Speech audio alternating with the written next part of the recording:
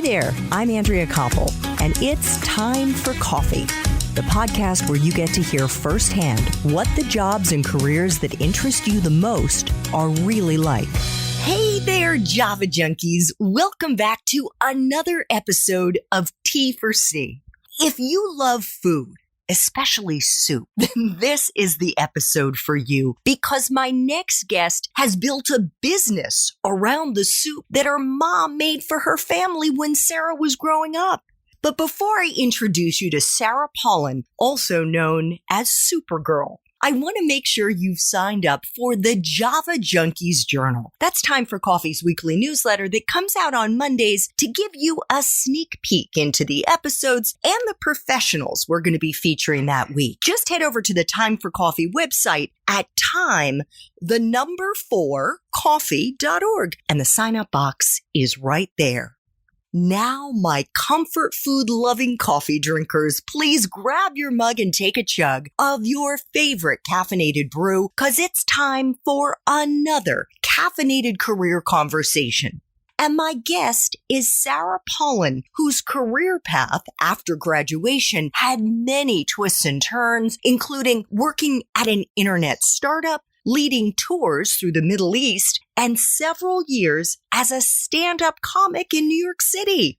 Then in 2008, after reading Michael Pollan's book, The Omnivore's Dilemma, she founded Soupergirl along with her mom, Marilyn Polon, aka Supermom and Chief Anxiety Officer. By sourcing seasonally from local farmers, the company makes a wide variety of healthy, kosher, all-natural vegan soups that can be found all over the East Coast. And you can find Soupergirl products at the company's 2 DC area retail locations, at Whole Food stores from Kentucky through Virginia, at Giant, at Lidl, spelled Lidl, Wegmans, Peapod, and Costco warehouse from Massachusetts down to Washington, D.C. And if you don't live in that region, the company also ships soup nationwide through their Super Meals program. Soupergirl has received national press and has been featured in such publications as The Washington Post, Food and Wine, O Magazine, and the soup duo was most recently seen on ABC's Shark Tank, on NBC's Today Show, and CBS's The Dish. Sara, welcome to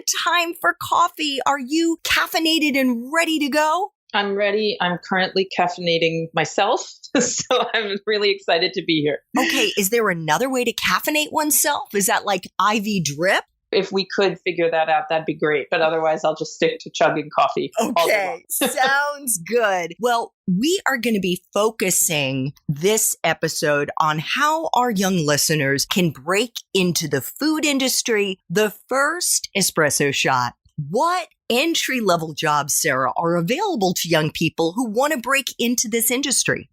The first thing you can do is just get a retail job at any food establishment, a fast casual establishment. That's a great way to see what it's like to be in the food industry, to watch the ordering and the receiving and the prepping and watch how the chefs monitor waste and keep track of quality. So just working at a restaurant or a fast casual place or something like that is a great way to just learn about how the food industry works. Terrific. And what about if they were to go like one step up from that? What are entry-level jobs they should be looking out for? If you want to take a step up and work with a food manufacturing place like mine, first of all, there's internships, there's social media needs for startup food companies. And that way you also get to learn about the process. You want to record it. You want to communicate your values, the company's values, things like that. So there's marketing opportunities and also sales opportunities, get you out on the field and get you talking about the product. And then there's quality control in the factory. So there's a whole myriad opportunities in food production on an entry-level basis. Wonderful. What about a useful skill or skills? And let's group this in terms of hard skills and soft skills, Sara, that you look for in the young people that you hire at Soupergirl. Well, I really look for attention to detail. There are so many moving parts when it comes to this business. We really look for people that can catch little mistakes, pay attention to the smallest things. I mean, I'm talking about catching an extra space on an ingredient label, something like that. And then also you need a lot of energy. There's never a predictable day. So you need to have the energy and stamina to be able to shift gears and stay focused and know that every day is going to be different, but you're all marching towards the same goal. Wonderful. What about someone's major? Is it a deciding factor to get into your profession? In other words, if they haven't studied whatever it is about the food industry that interests them, is it a deal breaker?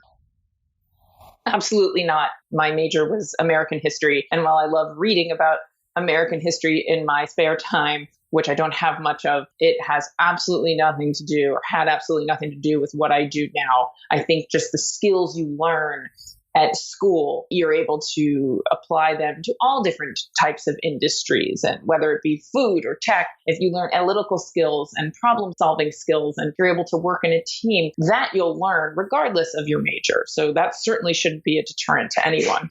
Fantastic. What about a graduate school degree? And I guess this is less so for the entry level positions and more so for somebody like you if they want to be a founder or CEO of their own food company. I think that can go either way. Most of my peers in the startup food world here in Washington, D.C. do not have graduate degrees. They just decided to, quote unquote, follow their passion and leave their jobs and start businesses and kind of go to business school via starting a business. But if you want to learn more skills and learn accounting, learn finance, something like that, graduate degree is certainly not going to hurt you, but it is not a prerequisite to starting a business or joining a growing food business. Good to know. Thank you. What about life experiences, Sara? I know you got a lot of experience eating your mom's soup growing up. What do you think are the most useful life experiences for someone who wants to get into the food industry? You know, that really depends on the person. I know some startups that were founded by 24 or 25-year-olds and they're thriving, and other ones started by people in their 40s and 50s that are really struggling. So it really depends on the person. The most important thing is that you stay focused and you know what you want to do. If you want to start a food business or if you want to join one, it's important that you believe in the mission. And I think that's more important than specific life experiences that you may or may not have.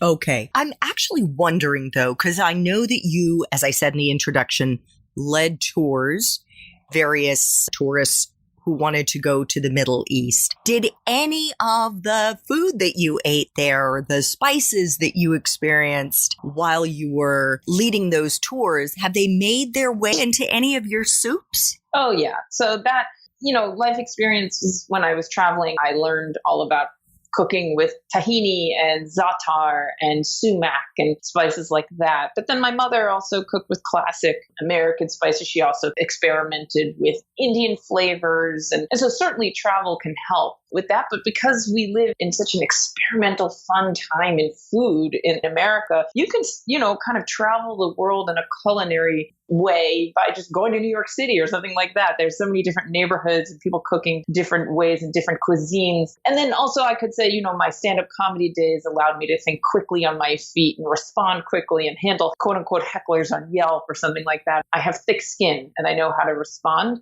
But I don't want that to be a deterrent. I mean, you can apply all kinds of life skills, whether you're a camp counselor and you learned how to problem solve with a sick child, or you're a triathlete and you learned how to overcome a knee injury. You can apply all of these specific life experiences to entrepreneurship. Oh, such great points. What for you, Sara, is the best part of being in this profession? We get to feed people with food that we believe in. I think so many people are eating food that's really not good for them and not good for the planet. And every day I get to feed people with food that I know is making the world a better place. And I'm very proud of that. It really drives me every day to keep going, even when we hit some obstacles. I'm guessing it also sustains you, right? Because you're fueling yourself with this good food too. Absolutely. I mean, I eat soup. Everyone says, "Do you get sick of soup?" I said, "No, absolutely not," because there's so many different flavors and textures and aromas, and I'm doing that. I'm fueling myself deliciously with the perfect food. I mean, since starting this business, I've lost a ton of weight and dropped my cholesterol over 50 points. So I know we're doing something right. Amazing. So every job, and it doesn't matter if you're the big boss or not, has aspects of it that are really hard. So what is the part of your current job, Sara, that sucks the most? Managing people. No one teaches an entrepreneur how to be a boss. And I have learned so many hard lessons, and I've lost definitely some great staff over the years because I didn't learn how to be a manager. I mean, I'm a stand-up comedian. And so it's taken a lot to find that balance between being close to people and friendly and accommodating their needs, but also putting the needs of the business as a priority. And I've read books and I've gone to seminars and I've, found mentors, but that is so challenging. Oh, yeah. It's always easy to manage the great employees, mm-hmm, right? Mm-hmm, the ones who aren't so great, but maybe have potential. That's very time consuming. Yeah. Time consuming and energy draining, but you got to do it. Yes, definitely. So we'll get into that in our main Time for Coffee interview for sure. Sara, what is the best career advice you've ever gotten? Be proactive. Try to stay 1 to 2 steps ahead whenever you can. So some of the biggest mistakes I've made have been hiring reactively and kind of growing in a responsive manner instead of proactively planning my budget, my hiring needs, knowing who I need for what role. And that's something I still struggle with. Be proactive about whether you're choosing your career, going out on interviews, whatever you can do to stay 1 step ahead of the game. You're setting yourself up for better success. Oh, that is great advice. Thank you. 2 final espresso shots. What movies, if any, or Netflix, Amazon, Hulu shows, or books do you think accurately depict your profession? I haven't seen a movie that really accurately depicts it, but I don't watch much TV or movies, so that's a tough one. That's the question I have a lot of trouble with. I only watch movies that really inspire me when it comes to my business. So something like The Game Changers or something like that really gives an accurate depiction of what it's like. And then the book, there are a number of books written by female chefs that I think can really give a good depiction of the food world. I'll have to get back to you on the name of one. There's one I read a couple of years ago that I couldn't put down, but I'm going to have to get back to you on that one. Sure. Did you ever see the animated movie Ratatouille? It's a customer gave that to me. It's sitting in my attic. I have not seen it, but I've been told I have to. Yes. It is so good. And while, it's about a rat that's a chef, of course, that is not, you don't have any rats in your kitchen, but at least not literal rats. The truth is, it's so adorable. I've always wondered if aspects of it might not be akin to what it would be like in a kitchen where people are creating delicious things to eat. Yeah. I have to watch that movie. Okay, I can report back. We'll say watch this space. Yep. Final espresso shot. What would Java junkies be surprised to learn about your profession? I think everyone would be surprised to learn how much waste there is and how much work we all have to do to fix it. It is so hard to cook the correct amount of food to feed people every day. And if it rains or snows, a government day off or something like that, your sales can be completely off. And then what do you do with all that food? And it's so challenging. A, for your bottom line, and B, just from a food waste perspective, it's terrible. Yeah. So what do you do? I mean, is it possible to freeze your soups? So we're very fortunate that the soups have a really good shelf life. So we don't have a ton of that in our production facility, but we do have 2 soup shops, and We have worked with local soup kitchens. We've worked with charities that will pick up the food. A lot of times we give it to staff, and unfortunately, sometimes it goes in the garbage. If we make a mistake, if we overproduce, or again, we didn't anticipate a really rainy day, and we just end up having food go in the garbage can, and we work really hard to prevent that.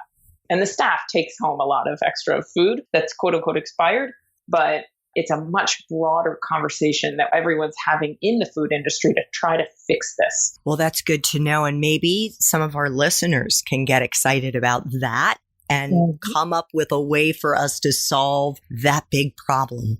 Mm-hmm. Sara, thank you so much for making time for coffee today with me and the Time for Coffee community. If our listeners want to hear more and learn more about how Sara built her career and built Soupergirl, they should check out show notes for this episode to see if her main Time for Coffee interview has already dropped. Thank you so, so much.